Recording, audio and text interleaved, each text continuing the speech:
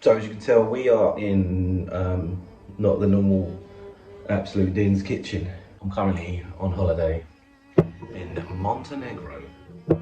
It's an absolutely stunning part of the world. So I'm deciding to make a Montenegro inspired dinner. Now the food out here is like a mix mash of a lot of pastas, rice, risotto, grilled meat, cured sausages, spices. So I have come up with this sort of, oh, and there's a lot of seafood, by the way. I've come up with this Montenegrin inspired risotto dish. Now this kitchen has nothing in it that I can use really. So I didn't have any oil. So what I'm going to do is I take this here chorizo. We're going to put it on a low temperature and we are going to cook this out for about 10 minutes until we get all the oils out. When the oils are out and the chorizo's crisped up, we're going to use that oil as one of the main flavourings in our dish. So I'm going to do this slowly rinse the fat out, and we'll have a nice time. As it's a risotto, we need some stock. Now, I don't want to buy stock cubes because I'll leave them behind. So one of the main ingredients in this is Avjar. Hello, now I'm home and editing. I have worked out that the actual pronunciation is Avjar. So every time I say the wrong word in the next video, I'm sorry. Which is a pepper paste. So what we're going to do is going to make this pepper paste into our stock. So we'll take a stock pot, which will be, you'll only see one burner at the moment, the other burner's at the back, which will be, I think it's three-ish times amount of the liquid to the rice. So we're going to make that right now. I go.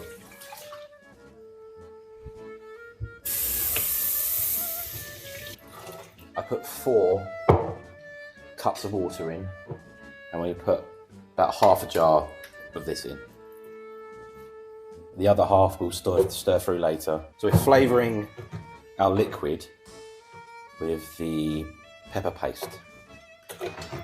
So I'll come back when the chorizo has done its bit. So yeah, see you in a bit.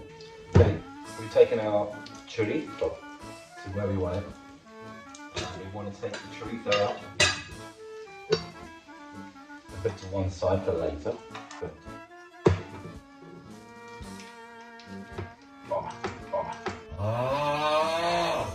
The oil that's come out of that is going to flavour a lot of the goods that we've got going on. What we will have, I'm going to turn that heat down a little. I'm going to fry half a small onion, just enough. A stock, you can see, if I can adjust that, it's behind, warming up slightly. We're going to keep that warm. But for now, I'm going to cook up this onion for a couple of minutes, and then we're going to add a cup of browned rice. Now, I don't speak much. Where the fuck am I?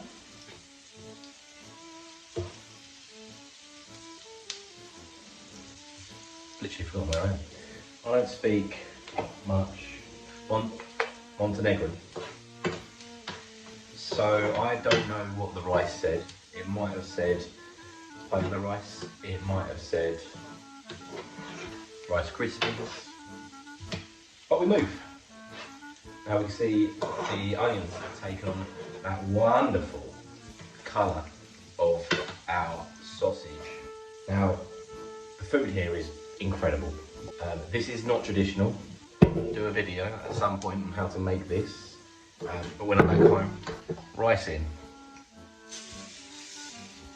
Then you want to toast that rice in that oil for about 30 seconds. Heat up a little bit as your rice is toasted. And we want to start adding some of our stock. Now, I normally do risottos with ladles. You guessed it. I've got a slotted spoon. So I'm going to put a cup in from our coffee cup, just half a cup first. And stir it in. And the rice is just going to absorb all that flavour and all that good. Lay the stock in, 30-40 seconds. It starts absorbing all that loveliness.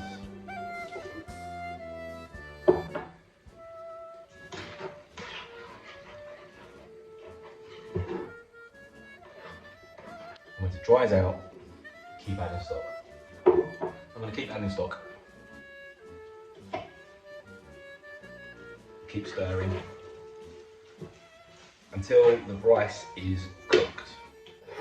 We've been going for about 15 minutes. We've basically used all of the stock. Now, I'll be honest with you, I should have got stock because this isn't as flavourful as I want it to be, but we do have the next step, which is to whack in the balance of our jar here. So this will bring a new depth to it, and we're going to work that in. We also have over here some prawns, and we're going to add these prawns in to cook. Now with a little, I drained most of the juice from them, but that juice is going to be fishy and lovely and going to seep into our risotto. So we're going to cook this pretty much on residual heat. The heat is at very, very low until our prawns are done. Now I did think this would only serve 2 people, but this is a very large amount of risotto, which is not a bad thing. Oh, and I'll tell you how it is right now. All right, the rice, yeah, that's cooked perfectly.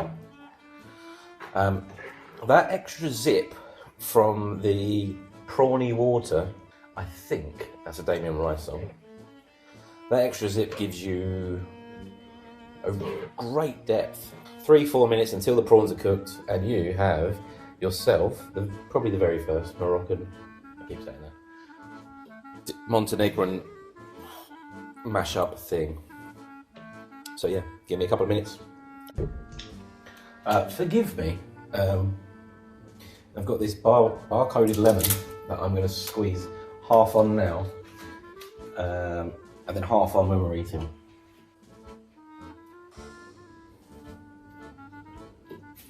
That will just wake it up a little bit. Okay, I forgot something very important. We're going to finish this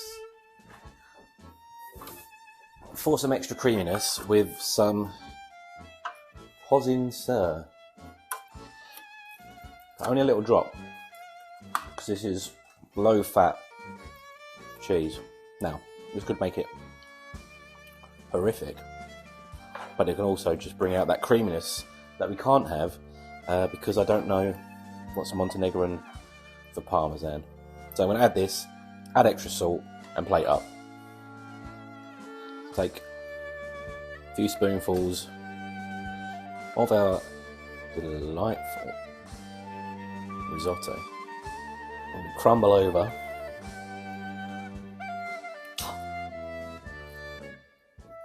some of our chorizo. Stop editing. There's going to be this put on.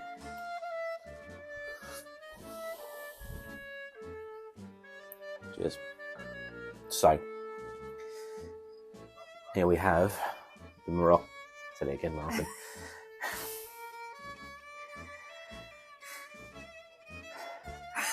Montenegro inspired risotto. I keep forgetting words, man. Right.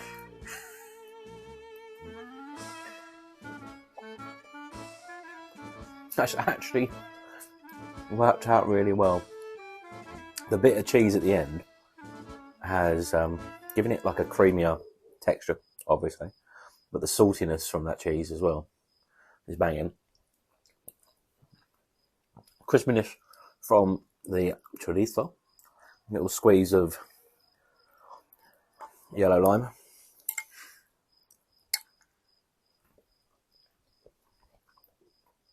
Yeah, that's wicked.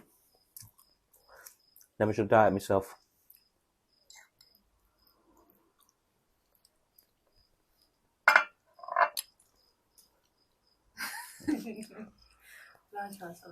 Yeah. Absolute Dins, brought to you by Billy Cunningham Yes. and Greg the Tortoise. Safe.